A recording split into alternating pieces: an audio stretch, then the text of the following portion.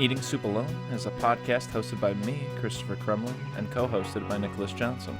We try our best to ramble incoherently about a handful of movies at least once a week.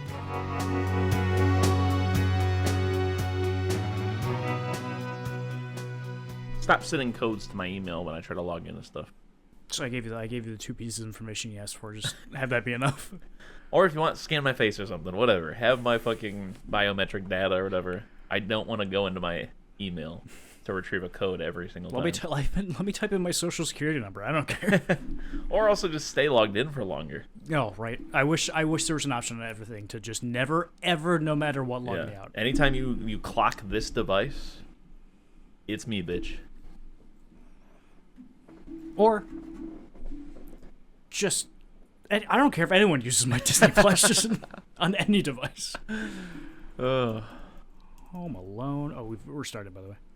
Oh, wonderful. Are you gonna put in like a dun dun dun dun dun dun dun dun dun dun bum, like just kind of start it like the way that like a Simpsons transitional happened during a Christmas special? Sure, I can find. Where it's just like 5 seconds before. Yeah, I'll do like some. And then it's like, hey, we're talking about Home Alone. We're talking about Home Alone. Came out in 1989. 1990. 1990.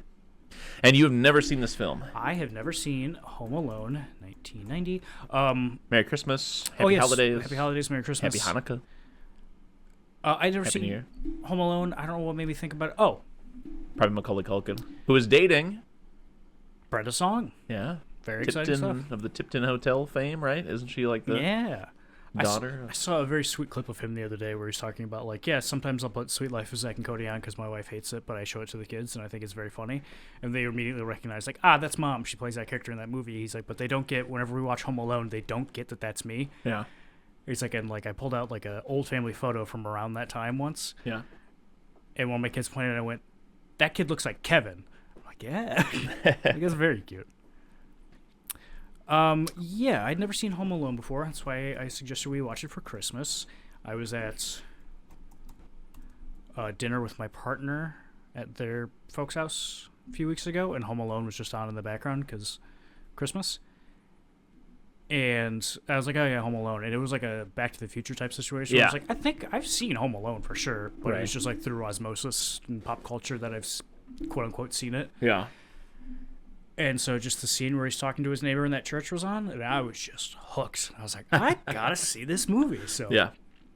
A couple of things before we get going. One, a movie I very much want to do in a future Christmas episode is How the Grinch Stole Christmas with Jim Carrey. Oh, yeah. Primarily just because you probably remember this, but there was like, much like 1989's Batman or like, The Phantom Menace in like 1999, there was like Grinch Mania. I don't know if I remember that. Yeah, everything was Grinch. There was like Grinch cartoons and Grinch video games. I had a Grinch video game for the PlayStation, and there was just like Grinch everywhere. Let me see if I can look up like Grinch merchandise 2000. I could be wrong, but it feels a little bit like there was Everything Mania when we were tykes. Probably. Because, like, yeah. Like, do you remember this toy being sold? Oh, absolutely, yeah. Yeah, there was that Grinch toy. I was just chalked it up to being a kid, and that was my life view, but I felt like everything was made for me, and everything I liked, there was a million things I could buy for it. Now it was big because it was the first time that the Dr. Seuss estate had, like, licensed anything to be used like that. Oh. So it was huge. Like, remember these toys? Oh, yeah. Oh, yeah. But it was just kind of everywhere because, again, yeah, like I said, it was the first time that had been kind of licensed out like that. So, yeah, there were video games, and there were cartoons, and there was freaking, the poster looked like that. You remember that poster? Oh, boy, do I. Yeah, brings you back, doesn't it? And also, the Grinch, I know that's not the film we're talking about. Funny guy. He's got it. He knows. He gets me. I don't care if they're staged or not. I'm sure you've seen those TikToks of the, like, someone coming in dressed as the Grinch to like a children's home, and then the kids beating the dog shit out of the Grinch. Yes. Yeah. Funny. Hilarious. Very funny. Oh, here's a good picture. Here's one from the time. Looks kind of shitty, but here's an old Walmart photo of an employee standing in front of all the Grinch merchandise. Oh, nice. Yeah. I went to like a Christmas like light thing that my partner like bought tickets for Cool. a few days ago. Okay. What it turned out to be was the place where they have the Renaissance Festival. Yeah. It's just that, but with lights. Nice. Yeah. Oh, so you went to Holly Dazzle. I went to Holly Dazzle. I have tickets to that, but we haven't used them. Haunting. Why? It's imagine the Renfest. Yeah. But it's the middle of the night. Uh-huh. And nobody is there. Ah, it sounds really But haunting. there are lights up. There are Christmas lights up everywhere, but it feels. And like, there's nobody in the stalls really. That's just empty. Just it's go just walk empty. around with lights. Every few stalls are open. People are still selling wooden swords and stuff like that. And then every now. What would you give it out of 10? I'd give it a 10. Because you've never experienced anything like that in your life. I never experienced anything like that in my life. It was horrifying. Yeah. I highly recommend you go. I have a ticket right here. Look at this. Yeah, there it is. I recommend you guys go tomorrow. Oh, man. It says the 22nd through the 24th, the 26th, and the 28th. Dude, we could go tomorrow. Well, I mean, Zeta has work, probably. Damn. I would say the only... I would warn you. Yeah. Because it's in the middle of the woods, in the forest, you can't put salt down because it'll just destroy the ecosystem. Right. So it is just ice. Just Good. every square inch of that place is ice, and it's very slippery, very scary. Gotta go. I brought it up because there's a guy walking around dressed like the Grinch. Yeah. And a couple walked by him and was like, oh, they like handed me their phone. They're like, "Will you take a picture of us with the Grinch?" And I'm like, yeah, sure. And I took a bunch of pictures and I gave it to him. And he was like, have a horrible Christmas. And he walked away. And I was like, oh, that was fun. And then I had like stopped at a different stall a little bit down the road and got myself a drink. And he was back. and he was at the bar with his girlfriend. Yeah. Because he did not work there. He was just a guy that showed up dressed like the Grinch and was like talking to people's kids and stuff like that. And I was like, that's very, that's very unsettling, but it's very Grinch of you, sir. You don't know this because you haven't played Skyrim yet, right? Correct. But you're going to. I think so. Yeah.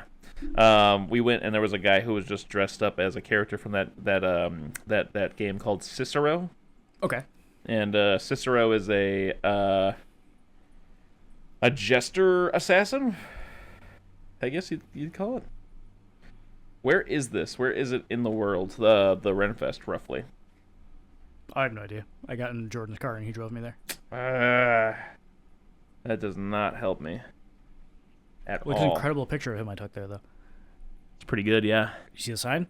What does it say? Oh, ass blowing? Yeah, pretty that's good. That's good. Yeah. Fuck. Is it out by Taylor? Would that make sense? Would that make sense? I don't know. I feel like it's just generally west. I don't know where anything is ever. Really? Yeah. Interesting. How do you do? How do you do? Is it not on the ticket you just showed me? Yeah, isn't it like Holly or something? Is that where it's at? Have a holly jolly Christmas. Is it Holly? Oh, it is Holly. Well, first of all, I went dressed as Human Shrek one time. Hell yeah. Yeah, I found it. So the reason why I was bringing this up was because, well, first of all, you're gonna love this. Have you seen that at the Renfest? I don't think so. It's a fat friar licking his lips while looking at a turkey leg. Okay, there's Cicero. This guy just not working there came fully dressed as Cicero. Hell yeah. Yeah. Anyways, but that's a movie I'd like to watch. Grinch. How the Grinch Stole Christmas. But another movie though, have you ever heard of the Michael Keaton film Jack Frost? Oh yeah. And you know what happens in this film? Oh yeah, I saw it. I've seen it. How recently? Not recently, no. I remember. Yeah.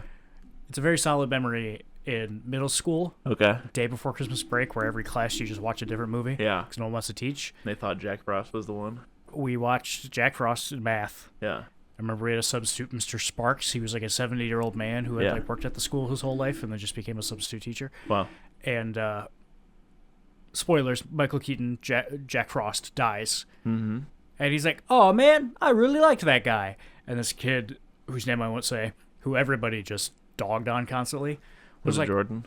No. I'm joking. He went, don't worry, he comes back as a snowman. And everyone in the class goes, fucking, oh my God, dude. And like just kind of bullied him out of the classroom. And I felt really bad. And I can never separate those that does two feel memories. bad. But I would love to have seen that man's genuine reaction when he came back as a snowman, untainted by that kid spoiling it. That would have been great. But I mean, that kid ruined it, so he must deserved have. it. He put the DVD in the player. He must have seen the front of the box. He had to have known. Okay. But yeah, odd film, right? Absolutely. Child's Magic brings your dead dad back as a snowman. And then what? Does he have to like become a man again, or does his family have to become okay with him being dead? Do you want me to tell you?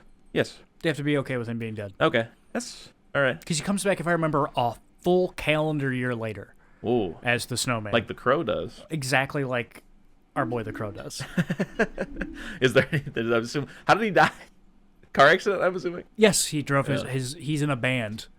Wow. And this is so much the Crow. Their tour bus slides off of like the side of a mountain because it's icy or something like that, if I remember correctly. Yeah. There's got to be, and there has to be a point where, much like the Crow, this snowman plays guitar. There's I would got love to that. be, yeah. Or at least the harmonica. Ooh, we got to watch this movie. So what did you think about Home Alone, having seen it? I really enjoyed Home Alone.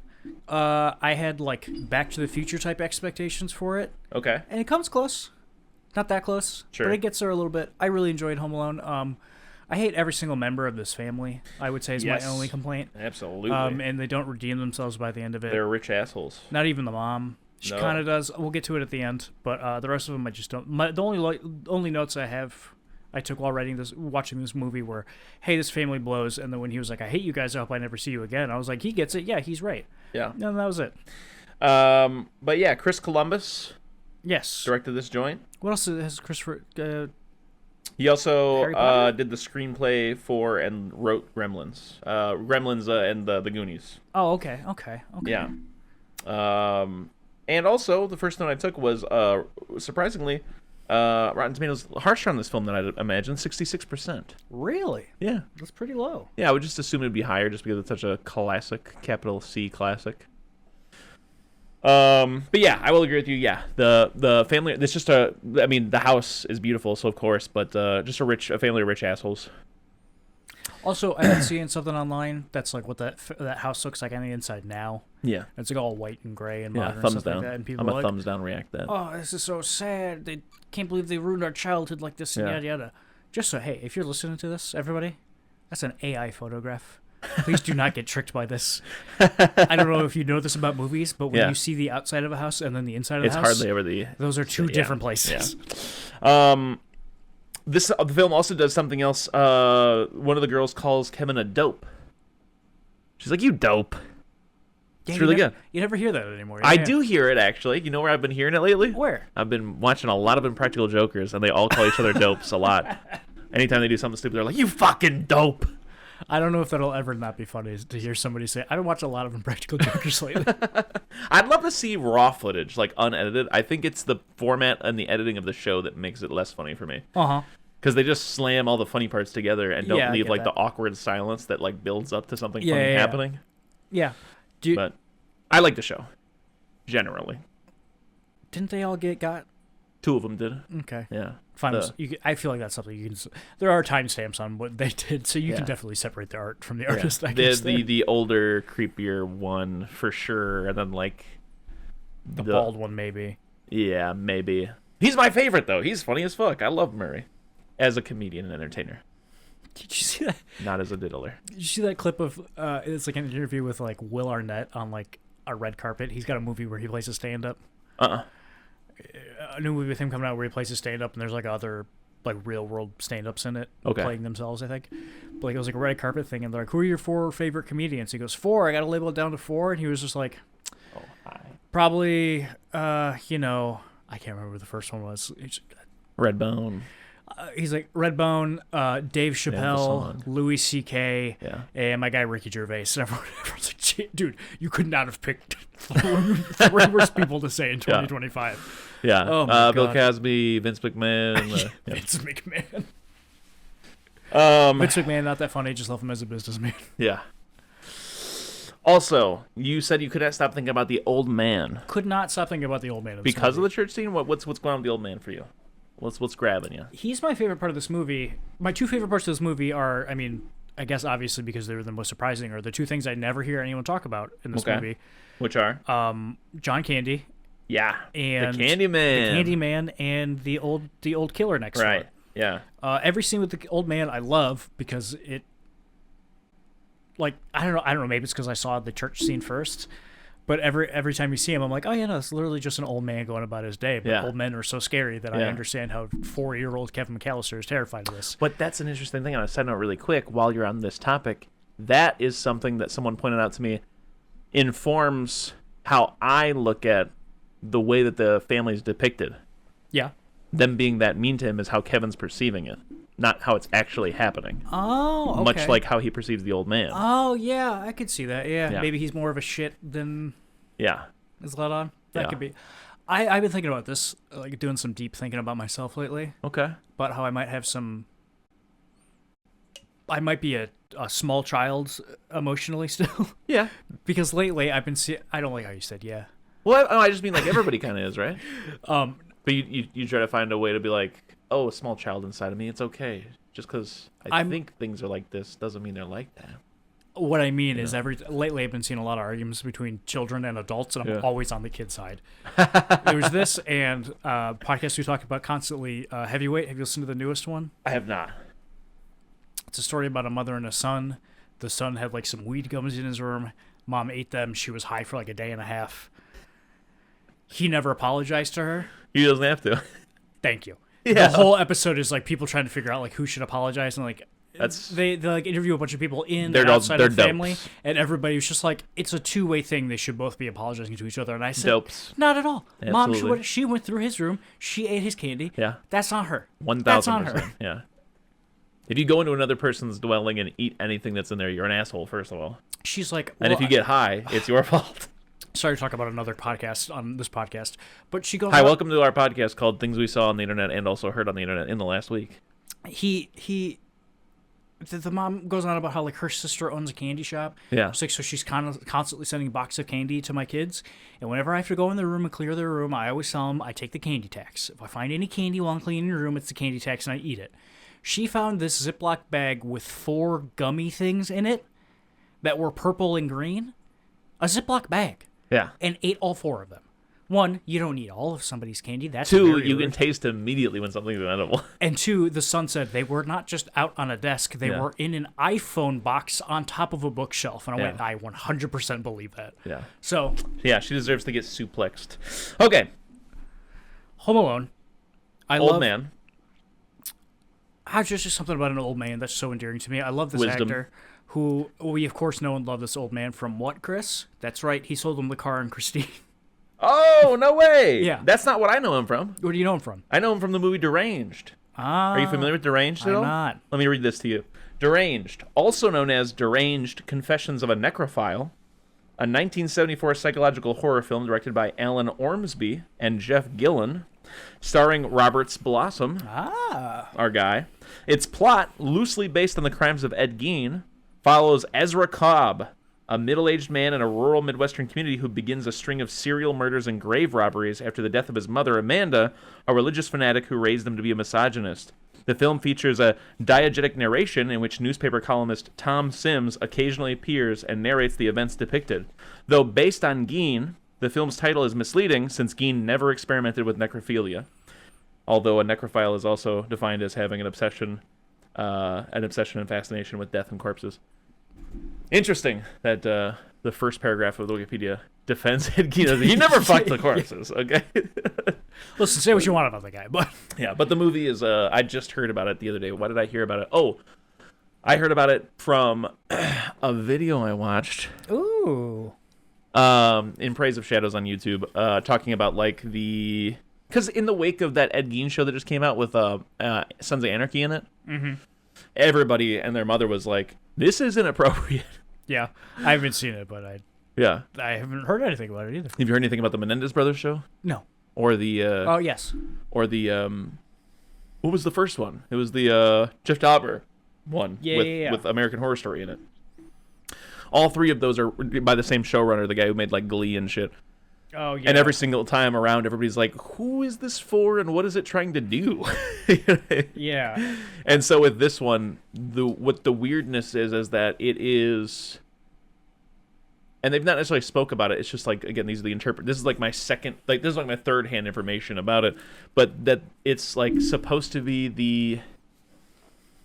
How do I put it? It is like, it kind of like... Ed Gein... It's... First of all, not 1-to-1, but it involves like Toby Hooper's in it, and like Alfred Hitchcock's in it because it kind of like weaves into like how Ed Gein became like Psycho and Texas Chainsaw Massacre. Okay. By like making Ed Gein into almost like a weird like sometimes musical-esque kind of like camp fest where like sometimes it's like Ed Gein is doing things from some of those movies or like doing things that are like alluding to those movies, even though that's not necessarily the case, you know. And they also make him hot and super relatable. Like you know, the guy from Sons of Anarchy is obviously like jacked and hot, and super hot. And so again, everybody's like, why did you make Ed Gein hot? And why did you make him so like charming and sexy and stuff? Like, what was this for? Crazy. It's so strange. But anyways, I highly recommend. In Praise of Shadow, really quick. In Praise of Shadows, the whole thing was the video was talking about like the forgotten steps along the way between something like Psycho and Texas Chainsaw Massacre, and Deranged was one of the stops along that way because it came out like a year before or the same year, and it just doesn't have the same, you know, like je ne sais quoi that like Texas Chainsaw has, but at the same time it's just as grindhousey and gross. You were saying something about a book I recommend. It's a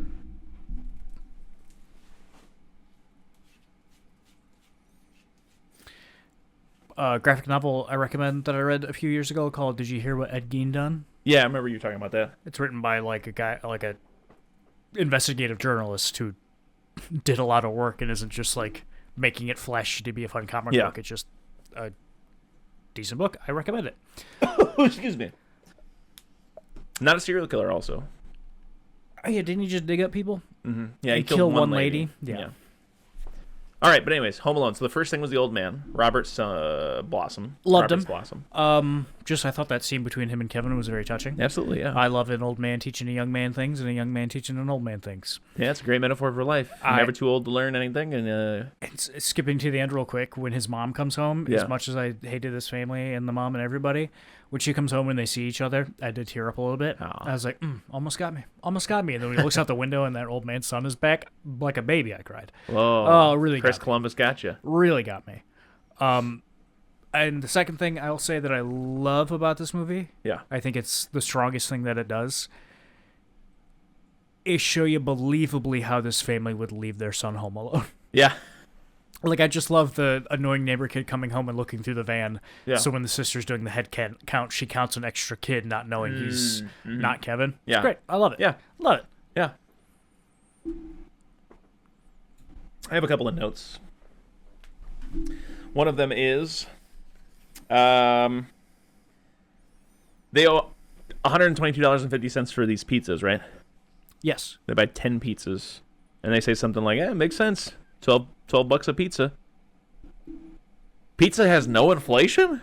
I can still get a pizza for 12 bucks. Chris, I got a pizza 2 days ago for $13, yeah. That's insane. That's crazy. Isn't it? Good on you, pizza. Wow, pizza. I wrote down Kevin's kind of a little jerk. He did call his mom a dummy. And I said the whole family is rich assholes. But again, I think he's also getting bullied and they're definitely being mean to him. But I'm just saying, like, this is not a clear cut and dry. Yes. Anybody's in the wrong. This is just an American family. Except the brother. I hate the brother. Who Buzz with the tarantula. And his fucking face and mouth and hair. I hate him. You know what I hate at the end? At the hangout, he's like, hey, Kev, you didn't burn the place down. That's pretty cool. The fuck are you on about, man? What the fuck are you talking about? Like, it's to me, it's like they might as well have had Steve Buscemi with holding a skateboard and be like, yeah, and you didn't burn the place down. How cool. Yeah, like, yeah. Everyone in the family is such a narc. Anyways. No one in this family, like, everyone except for the mom. Okay. And Kevin in this movie. Yeah. I'm going to say I don't even know what the word I'm looking for is. Just brain dead, just dog people. NPCs. They're NPCs. They fly all the way to Paris and go, okay. And they go, before they leave, they go, Kevin, we hate your stinking fucking guts. Yeah. And then they go to Paris and they're like, cool, we're in Paris. And they're like, we can't be in Paris. Kevin got left at home. And they're like, yeah, okay. And then they go home and they're like, yeah, okay. Yeah. Yeah. Yeah. I also wrote down attic bedroom is cool as hell. Ooh, I do love Kevin's attic bedroom looks cool as hell. He said it's scary up there. He's wrong. It's sick as hell. Yeah. I've been to the Home Alone house. That's right. I've not been inside of it, but I was at the Home Alone house because an ex-friend of mine and I drove to Chicago so that he could have sex with a woman that we met in Texas. And then the next day, he was like, oof, I made a huge mistake. And almost like an 80s cartoon, not cartoon, but like an 80s teen movie. You know, he had to be like, I have to now like kind of break up with this girl and like walk back all of the sweet nothings that I whispered her and promised her. So while he broke up with this woman he was never really with, but I don't know what he had promised her in the process of trying to get her to sleep with him. While he dealt with that in the hotel room, I went to the Home Alone house and stood outside and it's a private residence, so I remember this happening too. I was getting like live updates from both sides as it was happening. yeah. And He was very mad that I went without him. yes, there was just like a bit of silence between, oh, I got to break up with this girl, and oh, he's got to break up with this girl. The text messages that I got, and a long moment of silence, and then I just got a Snapchat from Chris alone. It was like in front of the Home Alone house. Yeah, I was alone. At the I moment. laughed pretty hard. Yeah. It was good. It's a cherished memory. Mm-hmm. All right, next note I have, unless you have one. I was just okay. I got the movie pulled up right now. Yeah. Does he do the movie, the bit with the movie, the filthy animals thing? You know, where he tricks the robbers with the movie. You know what I'm talking about? Yeah, he tricks Marv Yeah. in the beginning. He's like, Just oh my by God, there's some shit going down in there. Does he do that in the second one as well? Well, he does it. He might, but he also did it to the pizza man earlier. Yeah, because I just I've seen some of the second one as well, and I feel like I remember this being from the second one, but I could be wrong. Yeah, I don't know. I haven't seen the second one. I also wrote down the Candyman, the Polka King of the Midwest.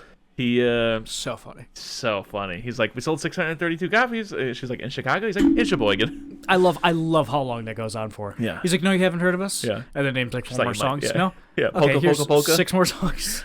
Yeah. So good. And then I love when they're in the back of that like Pudget truck. He's like, she's like, I mean, have you ever left your kid and gone on vacation? He's like, no, I left my kid at a funeral home one time. And then later on, when me and the wife like kind of settled down and realized what happened, we went back and we picked him up and he was all right about after like 6 or 7 weeks. He started talking again, and then she's like, she says something like, "Can we stop talking about this?" He's like, "Hey, you brought it up." Yeah, it's so fucking good. Yeah, I was just trying to make you feel better. You brought Love it up. Yeah. So rest in peace, John Candy. Yes. Very funny, jolly man. Another little, I'm gonna call these Back to the Future touches. Okay. It's just, I guess, when a movie remembers what it's saying. Yeah. I love that on the plane where she's like, we forgot something. I don't know what it is, but we forgot something. The dad goes, it's the garage. doors. Oh, the garage open. Yeah. He did. He left He the did. garage open. He I did. love that. Yeah, it's good. As you know, I was just watching It's a Wonderful Life, and I didn't know there were so many connections to Back to the Future until the time I watched this. Apparently, Zemeckis. right. Apparently, Zemeckis talks about it on the DVD commentary. It was very intentional. But I was just thinking about like the whole like going back, to see like what's life with like without you or whatever, and instead, the reason why I say it's for the 80s is because for the 40s or 50s, whenever It's a Wonderful Life came out, the whole thing is like be present and appreciate what you do have. Whereas for Back to the Future, it's if your parents were more rich, you'd have a bitchin' life. Yeah, I love that the big happy ending in It's a Wonderful Life is everyone comes together and gives him the money and he can beat the evil capitalists. And Yeah. Back to the Future is like, I got this bitchin' truck. Yeah, I know. Yeah, and that's one of the things that's so cool about It's a Wonderful Life is that you're right. It is, kind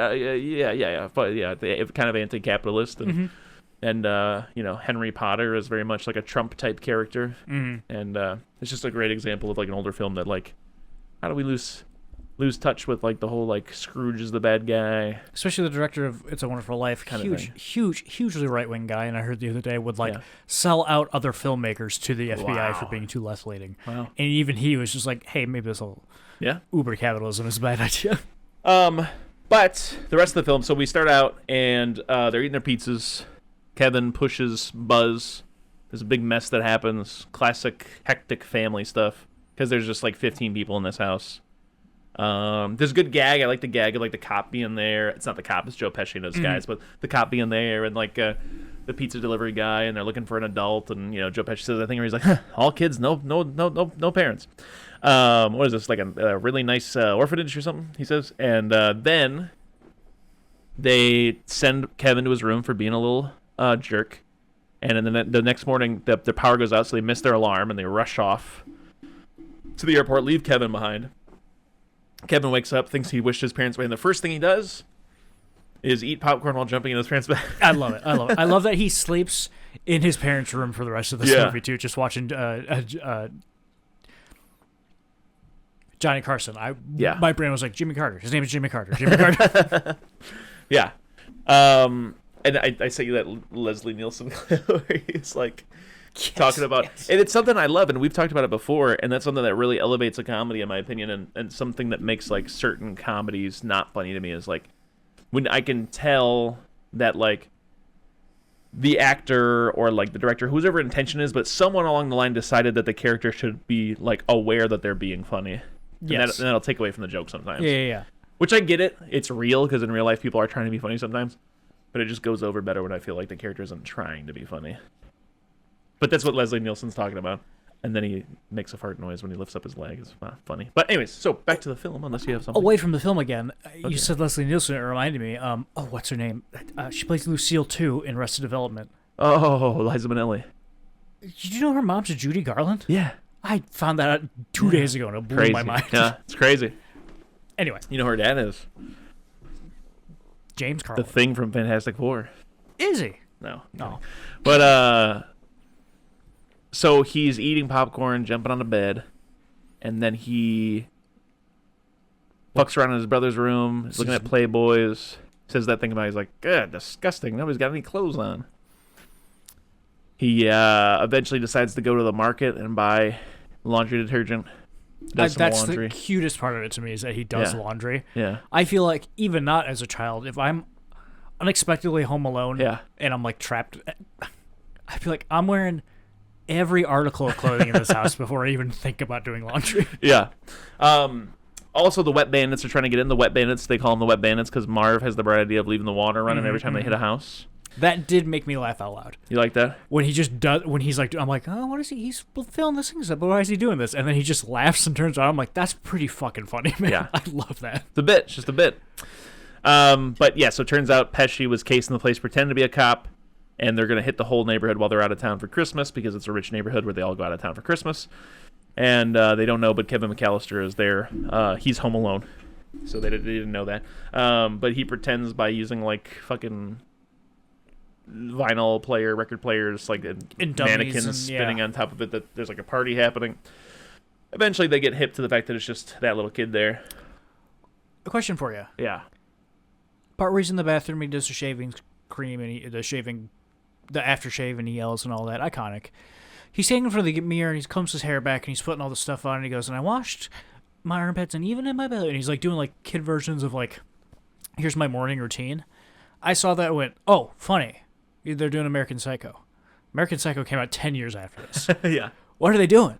I don't know. Were there Get Ready's with me in the 70s? Yeah, because it shot exactly the same too, and I'm like, are both of these a reference to something that I don't know? American Psycho is spoofing Home Alone, and Home Alone is spoofing something else, or is it like in Looney Tunes when like Peter Lorre shows up all the time, so we all grow up thinking just Peter Lorre's just an ugly looking guy. We don't know what he's from. Is it like one of those deals? You know who else does that? Scooby-Doo has a couple of characters that are supposed to be like little Peter Lorres. Oh yeah. Yeah. That's not poor guy. Yeah. He's also just. Have you ever seen a picture of normal Peter Lorre? Just a normal guy. Yeah. So then Kevin McAllister. Let's just jump to there's only like 7 minutes of this film where he's actually doing booby traps. Oh yeah, I was surprised. Was that surprising? Oh yeah. Yeah, and he doesn't do that many. Yeah, no, not There's the ice on the outside. Joe Pesci gets shot in the balls. Gets him like 9 times in a row. That guy anyways. Then Marv's in the basement, and he tries to pull the light switch, and an iron falls on his head. Yes. Then he tries to go up the stairs, and it's covered in tar. And when he gets to the top, he steps on a nail. Yes. Then Joe Pesci gets the hot doorknob. And then he gets the blowtorch to the head. And then when they're both inside, I think they slip on cars on the ground. There's like race cars on the ground. Yes, correct. And then when they go upstairs, I think the next thing that happens is the paint that knocks out his tooth. And then he goes to the zip line thing? Yes. Or is there another There's bit? a spider bit. Oh, the spider bit. And then they get to the zip line, Zip line, and then when he pulls out the big shears, I was like, Bugs Bunny. Oh, yeah. Bugs Bunny-ass thing to do. So he cuts the wire, they splat. And then he runs to the next house, right? Yes, he runs across the street. Yeah, and that's the end of it. And I love that the house is full of water. Yeah, that's the gauntlet. Pretty much, yeah. Yeah. I also love... Was there one that particularly got you, made you chuckle, or did you have a favorite? Yeah, fuck, which one was it? I feel like either, honestly, the shooting Joe Pesci in the dick and balls with the BB gun, mainly because he is a big-time cursor. You know this. Mm-hmm. So I guess I don't know exactly the story. It's something I half remember, but like his compromise for like, let's just do the whole, you know, the gibberish. I do like just the iron falling on his head and him having to market the iron for the rest of the movie. It's pretty good. Really that one's really ingenious because he pulls the light switch and then it ends up being an iron. That's good. I like that. Honestly, though, I might have laughed harder when he steps on that nail. I don't know. I really like, oh god, what's his name? Not Joe Pesci, the other one. I don't know his name. Marv is what I call him. Because that's his name in the movie. What's his name? I don't know him in He's real an life. actor that deserves our respect. Or maybe not, unless he did something bad that I don't know about.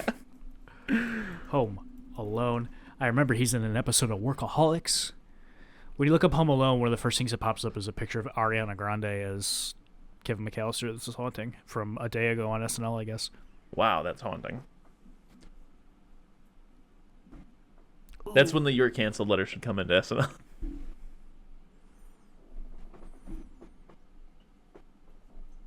It reminds me of this Andy Kindler bit where he's like, "You may know me from some of my books. I've written books such as All Right, Enough Already with all this horrible comedy."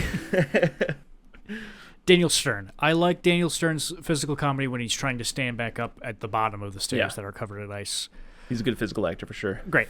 And yeah, then his fucking stupid family comes home or whatever. Yeah.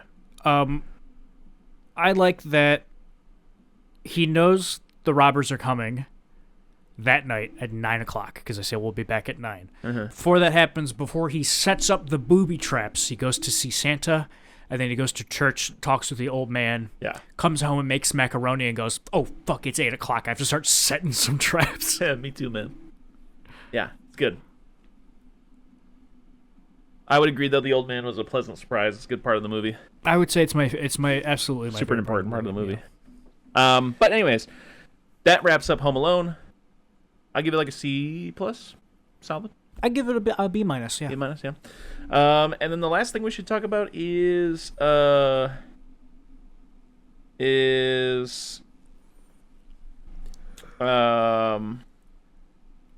Reiner. Rest in peace, Rob Reiner. Oh, yeah. God alive. Yeah. As of recording this, it seems like his son murdered him and his mom. Yeah. From what I've... Welcome to our Wild Speculation news show, but yeah. Eating true crime alone? Eating true crime alone, speculating together. I don't mean to be disrespectful. It's very sad. Rest in peace, Rob Reiner. Yeah, from what I've read here and there, bits and pieces, is they brought him to Conan's Christmas party. Yeah, I heard that. And he was like making kind of an ass of himself, and he got into a screaming match with his dad. A bunch of people tried to call the cops. Conan wouldn't let him, and then the three of them left, and then he killed them in their house, I guess. Mm. Well, Chris, what's your favorite Rob Reiner movie? I guess The Princess Bride, unless there's another one I'm forgetting. What's yours? I'd say Spinal. It's been a long time since I've seen it, but I'd probably say Spinal Tap. I've never actually seen Spinal Tap. Or Misery. Oh, Misery is really good. You want to do some Rob Reiners next week? Well, I was thinking about we should go back and do whatever we're going to do before we bump this for Christmas. Oh, that Brendan Fraser movie, Rental Family and the Mummy, but you can't see Rental Family anymore, which means we have to watch Monkey Bone. But I may want to watch Superbad. Okay, we can watch Superbad and Monkey Bone. Stand By Me, Princess Bride, When Harry Met Sally, Misery, A Few Good Men, Sleepless in Seattle. Which one did we watch? We watched You've Got Mail. We could watch Sleepless in Seattle. That's not his. He just acted in that. We watched Misery as well. We did. We could do Spinal Tap. He co-founded Castle Rock Entertainment. Isn't that crazy? I did not know that. Yeah. And we're watching one of these movies with Superbad? Oh. I thought, you want to do Monkey Bone and Superbad? I'll do Monkey Bone and something else. You don't want to do Superbad? We can do Superbad, just as long as we watch a Monkey Bone. Yeah, Monkey Bone and Superbad. Monkey Bone and Superbad. Super Bone and Monkey Bad. Super Monkey Bone. Super Monkey Bone. All right. Merry Christmas, Happy Holidays, Happy New Year. From Eating Soup Alone, that's that, Mattress Man.